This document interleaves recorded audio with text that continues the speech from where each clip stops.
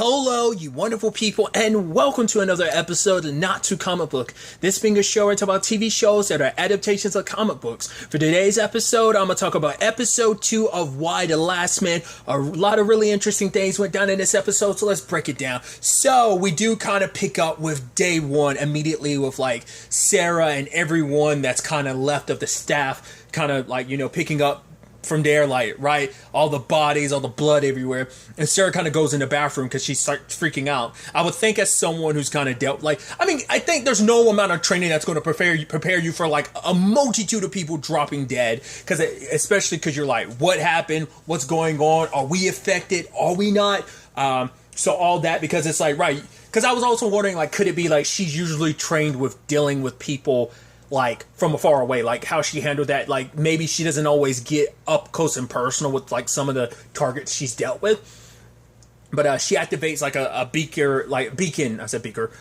like in her coat, and then we skip to day 8 and she's out there trying to like track down like the group, like see if there's anyone else, and her handler, who was like, was it like 1033 or something like that, or 1033, whatever the case may be, like but he was dead. So like she tries to get on the radio. It's like, okay, this is CR 355, LA, here, there, trying to like reach anyone in the organization. So like everyone is dead. Anyone she should get answers from is dead. So it's like, okay, what do I do from here? And so she finds a box. I'm assuming it's her box, because it's like she ends up opening it, finding like a necklace. I guess that's important to her.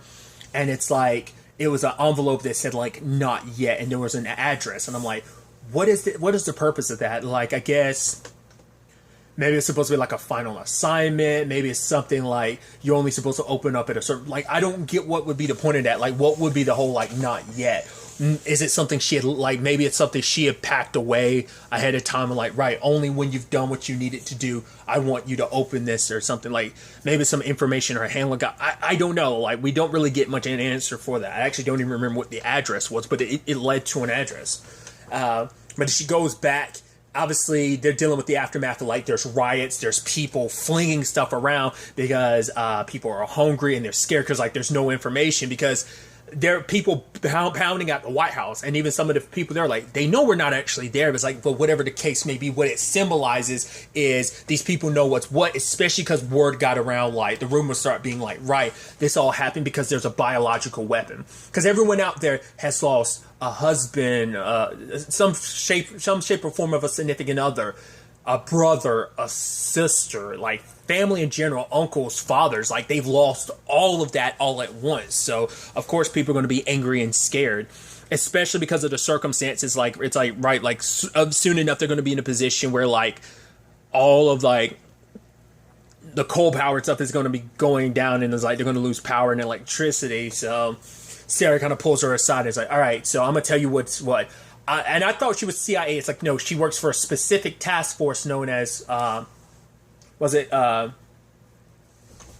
blanking. Like, I know the initials were like CR, but she was like, we answered specifically to the president, kind of, that was our way of getting around red tape. But now you're kind of the president, because like the next people in succession to her are dead, because, not even saying like she's like, because there were people in front of her, but like everyone else is dead, and it very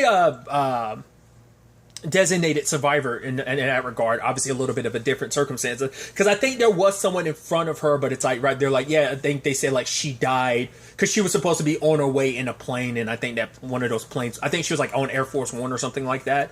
Maybe that's what she was, or she was on some plane, and I think that went down. So obviously she's like, after like crossing off all the dots, all the people that are gone, who are left, she was next in line position wise. That's kind of crazy, considering like that shows you like there's supposed to be a lot in probably in between. I mean, I guess it's to get from the president to a congresswoman, like she's like the next highest power that's alive and in the city. Like anyone else that was outside the city most likely died in like a plane crash or something, or like something happened to him, like, or at the very least they're unaccounted for. So currently she's the only one in position to take the reins of everything. So Sarah's like, you're the president now, so I answer to you. It's like, well, is Sarah even your real name? She's like, no. So what do I call? She's like, if you want to, you can keep calling me Sarah, or you can call me Agent 355. So that's interesting. And then we skip to about day 63, so we're kind of even more in the muck, and there's flyers being passed down and announcements being made because they're trying to like evacuate as many people from New York as possible. And there's a whole conversation about like, right, there's certain things that, you know, the president had to be like, no, like Jennifer had to be like, no, don't worry about that, dedicate everything to getting people out of New York, because there's at least like 80,000 people left to kind of get out. So that was an interesting development. And that actually plays into an interesting conversation later on she has with Kimberly, where Kimberly's like, right, you moved up the evacuation date for New York. It's like, well, there's a fertility clinic that it's like, we need to do something about that, which, you know, Jennifer's like, right, we got to focus on the here and now. Like, we don't even know if any of that's viable. It's like, yeah, we won't know unless we take it with us, because for her, it's like, well, she lost everything for her, so like seeing those kids in the hallways, like, you know, it's like rough. It's still fresh enough. It's only been like a little over 2 months, so like this is still fresh enough of a wound. And it's like, especially because it's like, right, this is, for one, we need that. These are important because we need to rebuild society. It's like, you can't rebuild society without men,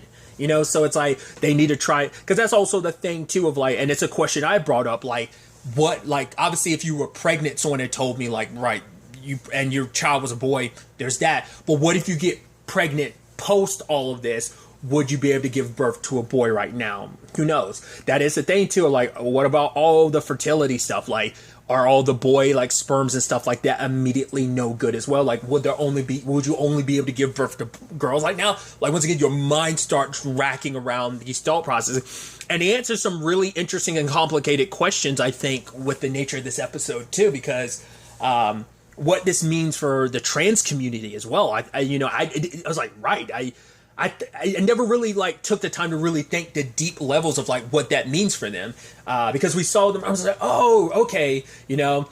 And especially later on, Sam talks about how difficult it is for him, because it's like, right, this one city is supposed to be the one city I'm okay. Like, I don't have to go through the trouble. I'll explain who I am. Now, in a world where men are pretty much considered extinct, now Sam's in a position of being like, right, I am a male, I identify as a male, but I'm biologically a female, that's why I'm still alive. But it's like, right, having to answer that question, answer who you are and your circumstances all over again. It's a complicated thing of like, it just makes you feel like kind of so other again, you know? It's like, right, like I came here to be like, so I wouldn't have to be an other, that I could just be me and not have to worry about it. But now I have to explain my circumstances every time. It's like, because anytime anyone's going to see her, it's like, oh my God, see Sam, it's like, oh my God, it's a man, like, oh my God, how are you alive? It's like, then it's like a long list of questions and explanations that it's like that it didn't even cross my mind to think about like someone of the trans community, like, because I'm curious, like, is that something that the original comic book covered? Because I mean, that was like, once again, like the comic book started, like I said, I think 2008, so it was like over 10 years ago, but still, like, I'm curious, like, at the very least, was it a big part, like a noticeable part of the book of like, right, that's something that has to be. But obviously it's like, now where society is now, that is a lot more, the world has become a lot more inclusive and more aware about of the trans community, is a lot more aware of it than maybe back then. So I'm curious, like, I'm legitimately curious, like, whether or not the comic covered that, or, you know, it's an interesting subject to kind of think about, because if they made that addition, it makes sense, because it would, you know, we're reflecting, the series is reflecting society today, you know. So that's got to be rough. You also had like Hero visiting that place where it's like, right, and it is kind of interesting, like, yeah, like there's so many people you have to account for, so of course they're going to be sectioned off, like, yeah, only people from certain letters are actually here. I didn't actually catch the letters. I should have paid more attention to that, because obviously Hero lies and said like, oh yeah, I'm here looking for my brother. It's like, was that truthfully, or was it like she was looking for like Mike's wife? You know, because she ran into her and like, right, the baby and everything, and it's like, right, he wasn't supposed to work that night, he was sick, and it's like, I think she kept coming there every day just to kind of bump into her, hoping she could find her. Like I said, not unless she was telling the truth and she was legitimately looking for Yurik, but it just seemed like too much of a coincidence, because it made it sound like they had bumped into and seen each other previously. So I think she kept coming back, probably trying to work up the courage to help her, or probably at least hoping by now, at that point it was 63 days into it, that maybe they'd actually found Mike's body and she wouldn't have to worry about it. obviously she had gone back to the others, and they're like, they want to go to like bike to Vermont, which Sam's like, which Hero's like, to live with so and so's like transphobic grandmother, Ian's transphobic grandmother. It's like she hates him. It's like, yeah, but at least it's something. Like, we can't stay here, you know. And so Hero ended up actually going to Mike's body, which we see it in rough condition. Like, most of his face is gone, which is understandable. Like, he's been decaying there for like 2 months. But she grabbed his ID and brought it down. I thought she was going to hand it in to the person in charge and then like let the wife find out that way. But it's like, no, she brought it to her directly. It's like, here, you need to get out of it. And she's like, I always knew there was somebody. She's like, at least I knew I wasn't crazy. And I didn't know which way to interpret that. Either she meant like, I'm not crazy as in, I always knew that there was someone out there, but maybe I was crazy believing that there was someone, you know, with my husband was in having an affair, or whether she was saying like I knew I wasn't crazy to believe my husband was still out there somewhere and that they hadn't tracked him down. But she's like, thank you, and even Hero's like, what? She's like, at least he wasn't alone. I was like, that's interesting. Like, considering everything that's going down, it's like, right, I have no room to be mad about anything. I can't, because I can't do it. Like, getting mad at you, I can't do anything about it. Like, because I was expecting that to be an issue, but it's like, right, like, there's too much going on in the world to be caught up about that. Like, regardless of anything, what he did, my daughter's still going to have to grow up without him in her life. And I don't have the energy to be mad at him considering he's going, that so much was lost. So at the very least, she has peace of mind. But Hero still has to live with the fact is, yes, he would have died most likely if she hadn't accidentally killed him, but it's still the guilt of, right, I killed him. So that's why she stuck around, because I think it wasn't necessarily for her brother. It was just for an opportunity to do this, to make up kind of for a mistake. But by the time she gets back, Sam's the only one left, because Sam didn't want to leave her. But it's like, right, they took all the testosterone. I can't say that word. Testosterone. Ugh. They took most of it, and she only only has enough for 2 weeks. I'm like, dude, that's a rough situation. And it's like, so, and for Sam, it's like, you could go to your mom, just let your mom know you're out here. But like, Hero kept making excuses. He's like, no, like, if I'm halfway sober, if I go back to my mom, it's like, is this really the time to be holding any grudges? This is the time you get together. But like, because Sam's like, enough of your whining, like, not that exactly, but it's like, suck it up. Like, I need you to do that. You owe me. Do this for me. And then she reluctantly was like, okay, like, but that's the thing. Like, what grudge do you have with your mom to the point that you don't want to, because also, like, it does put you in an unfair advantage. Your mom is the president, so you get certain benefits that no one else would. So maybe there's that element of that, but like, we don't know why things were so sideways. But that was also the point Sam was making. It's like, yeah, you're holding a grudge about something from like 100 years ago when the world was different. Things are different now. Stop being so stubborn and stupid. Which even like,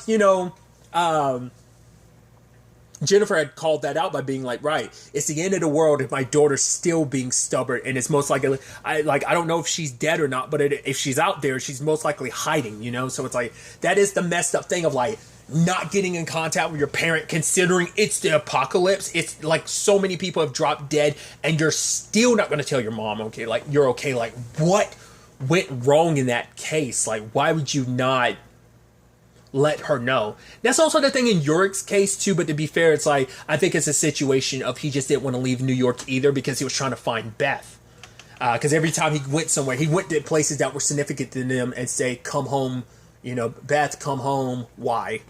So maybe it's kind of like, I think maybe his reasoning, it makes a little sense, because he's just trying to get in touch with Beth before it's time to leave. So I guess that's why he's kind of ducking and avoiding people, because he's like, right, if they find me, they're going to automatically make me want to leave New York. I can't leave until I find her.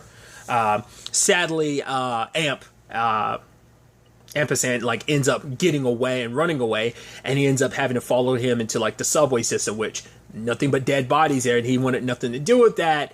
And it's just, he saw somebody and got scared, but then gets up. I don't know if he knows the full, like, he doesn't, I think he knows that, like, right, I'm the only guy around. I think that's why he is, like, covering himself up, because it's like, right, it is other men, they're dead. Because he also talks about later on, he's like, oh, like, he was in that place and he was trying to scrub himself off because he's like, I don't want to take the chance my skin might fall off. So it might not even be a thing of him like necessarily hiding his identity as a male, but it also might be just like, right, I don't like, I am a man and I'm alive, but it's all of the men that are dead. So maybe I need to take precaution, because that's the thing of like, there are moments where he'll take the mask. Also, it has to purely be for like disguise purposes of not, because it's like, right, you're a man, you're in like hot commodity now, and I'm not trying to say that in like a douchey like way. It's like, no, considering the state of the world, it's like they need men. You're like the only man alive, and that's going to make things super complicated. Like, people are going to want you. Hell, even that family, like, they were looking at him like, whoa, they were speaking in what was a Mandarin, and they were like,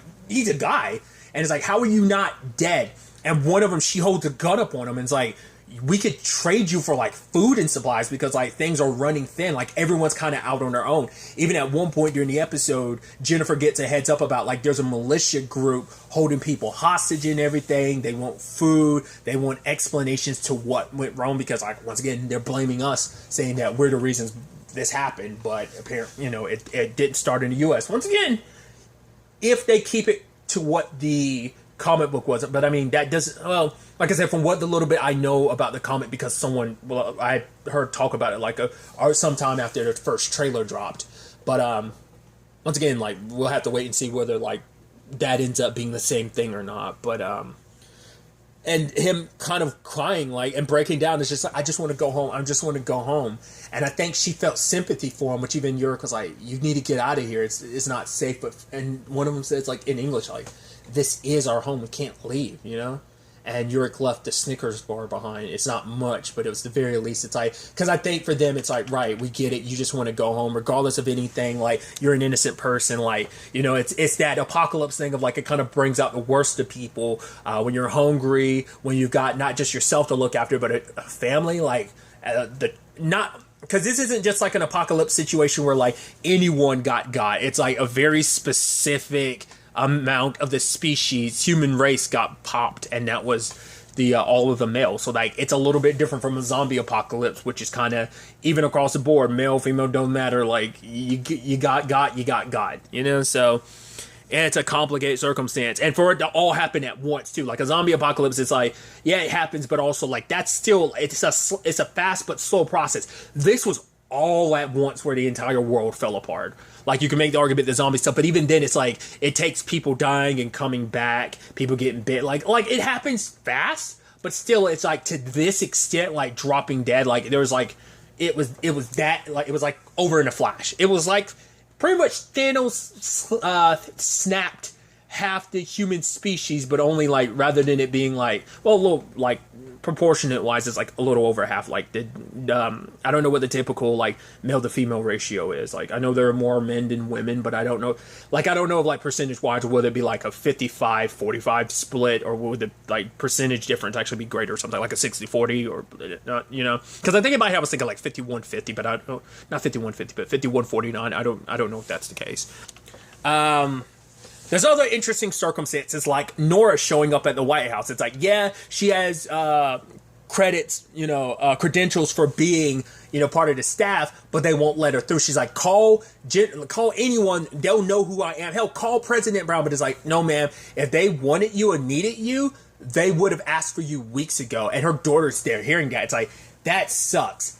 That's how you probably can create a villain in that moment. Granted, that's why a lot of people are like spiraling the way they are. Nora's going to come back and become a villain. I guarantee it. Like, this is going to be like her opening act to becoming a villain, because it's like, oh, like, I'm trying to take care of the only child I have. She's like, we walked a day and a half to get, but like, her daughter's like, Mom, let's just go. And it's just kind of like, right, I'm being turned away. The fact that you even have, like, she didn't even have to say all that, like, because it was also, you're saying that in front of her child of like, right, like, if you were important enough, if you were necessary enough, we would have come, like, the president would have, or people would have sent for you weeks ago, and that you shouldn't have said that.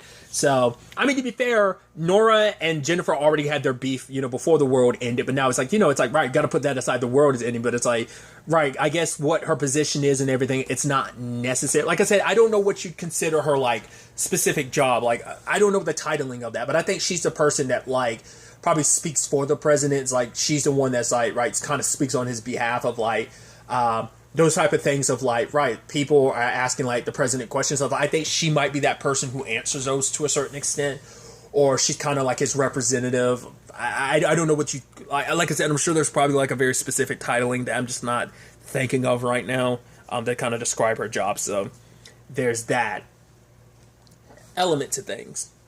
But obviously we kind of understand a little bit more of like why he wants Ampersand back. Not just because it's like, hey, you're my buddy through this, but also because like he was a gift. He like, surprised Beth with that. So I think for Ampersand, it's like, right, for him, it's like, one, I don't want to be alone in this world. I need something or someone by me that I know knows me. Two, I think it also stems from the fact is like he might be his only connection. Ampersand might be Yorick's only connection left to Beth, so he needs to hold on tightly in that regard. Luckily, Ampersand just like shows up and he's like, "Oh God, you asshole! Thanks for coming back. You shouldn't have done that and left me alone like that. Like I'm only in this position because like I came looking after you, chasing after you, so you don't run away again," type of thing. So, the president did send Sarah out to look for Hero again, and it's like, well, like we haven't been able to find her. If she's alive, or she might not be in the city, but it's like, right, you said you do what the president ordered, right? Go find my daughter. And so even she recognizes, like, because she's talking to Marla later on, and she's like, right, I sent one soldier. I sent a soldier after my daughter. She's like, one soldier? It's like, yeah. It's like, why don't you send more? It's like, well, I think I've already put up my fair share of like resources. And it's like, Marla's like, if it was me, I would have sent the whole damn army, because she had that whole conversation about Kimberly, like about like, right, when she found out I was having a little girl. It's like, right, because little girls apparently will suck away your youth and stuff like that. That's why the lady was able to tell her, like, oh, you're having a girl without you even really knowing at the time. But then it's like, for her concerns were, well, what if when she's born, like, what if she hates all the stuff that she hates about herself, she takes out on me? But what if all the stuff I hate about myself, I kind of put that on her? So complicated thing to kind of deal with. And it's also the, thing of like, right, if my little girl was born a boy, like, she wouldn't be here right now. At the very least, I have her, but I think it's also like the contentiousness of their relationship, because all they have is each other now. And so, obviously, for Marla, it's like, I just want to go, and I just want to, I want to bury James. And it's like, I think that's who she was talking about. And it was like, obviously, it's like, right, well, we have to revisit this in a couple months. And for her, it's like, even if I have to, well, I just want to go home, because it's like, you want me to be a prisoner here? It's just kind of like, it's just a reminder of just all that was lost, and just like, I just want to be away from here. Kind of have like, it's just kind of, I lost so much and I've lost my way that it's like, there's just no reason to stick around anymore. So, interesting developments. Yorick showed up at Hero's place, because I guess maybe on some level he couldn't find Beth. He was hoping maybe at the very least maybe Hero was going to be around, but obviously she wasn't. And eventually Sarah comes to his place and finds him and takes him back, and obviously his mom being like, oh my God, like how? And even the pilots that are with them are just kind of looking out, being like, wait, what? Once again, he's an oddity. He's a rarity in this world. And so Sarah's got the monkey, because once again, I think Ampersand is one too. He's a male as well. So it's like, how is it that both of you are alive when the rest of the male species, animal and human wise, which yes, humans are animals too, are gone? So, Sarah's just looking at the two of them and is like, follow me. And it's like, they're just standing there like, wait, what? So that's definitely going to be interesting to see where all of this ends up taking us going forward into the next episode. But really, that's all I want to talk about. Until the next time we meet, be happy, be safe, light to the fullest, and enjoy it. Good day, and goodbye.